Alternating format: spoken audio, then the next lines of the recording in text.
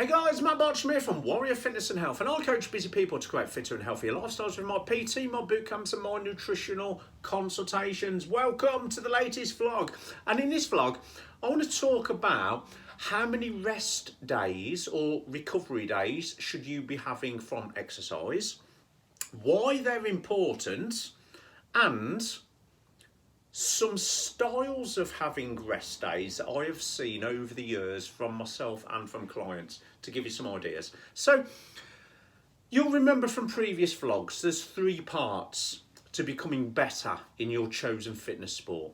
There's the stimulus or the exercise, there's the recovery, and there's the adaptation. So this recovery bit in the middle, we have to have so many hours or days away from exercise for recovery and for the body to adapt. So when we go back to exercise, we're fitter, faster, better, stronger than before. So how many rest days should you have to complement your exercise?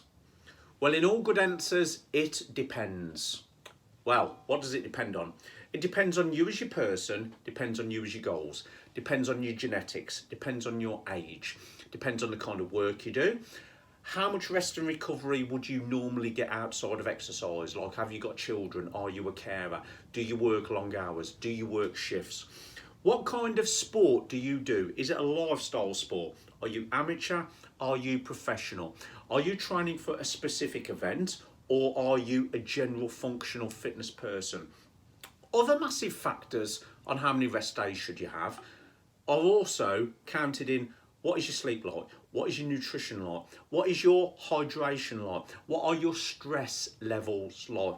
What is the intensity of your exercise? What is the frequency of your exercise? What kind of exercise do you do? I know what you're thinking. That's great, Bartram, but that doesn't give me any answers. How many rest days should I have to complement my fitness?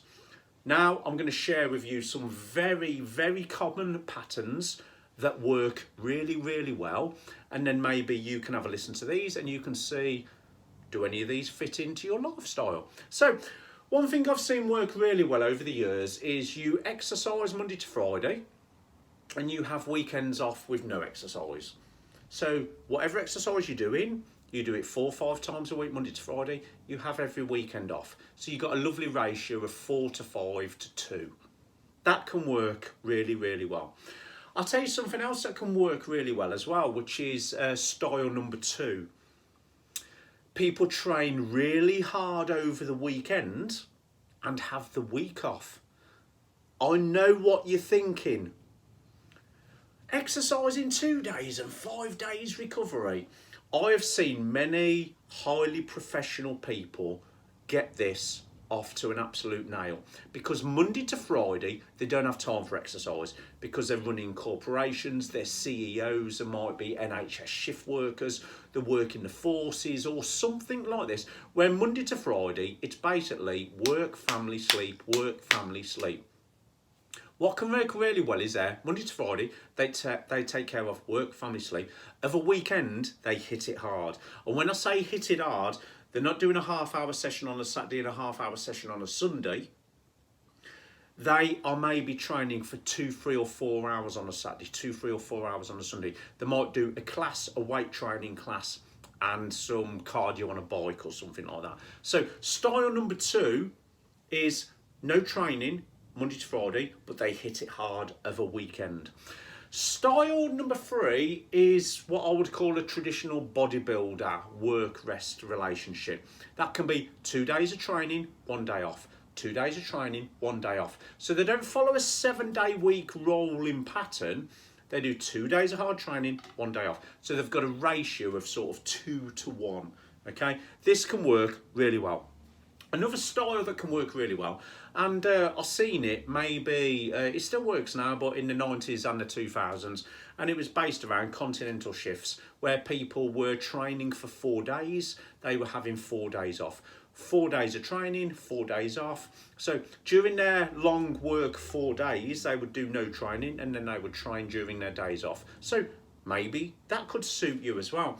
A very common one I'm seeing now, especially for the group exercise people, is just to rest during exercise sessions. to rest between classes. So what I mean by this is, if I've got a warrior boot camp that's training maybe Saturday morning, Sunday morning, Tuesday night, Wednesday night, all of the other days in between, they're just resting because they're training 4 days a week. So style number 5 can be just to rest on days your group exercise isn't on.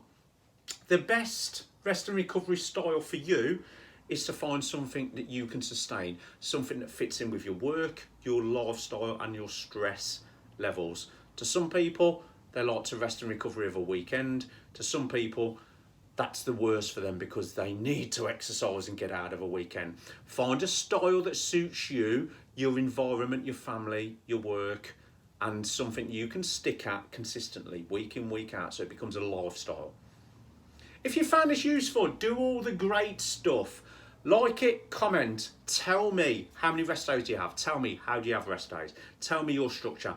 Like, comment, tag it, send it on its way so we can make as many people in Tamworth as fit and healthy as possible. And if you'd like to know any more info, PT, bootcamps, nutrition, send me a DM, we'll start the conversation. Love you all loads. See you in the next vlog.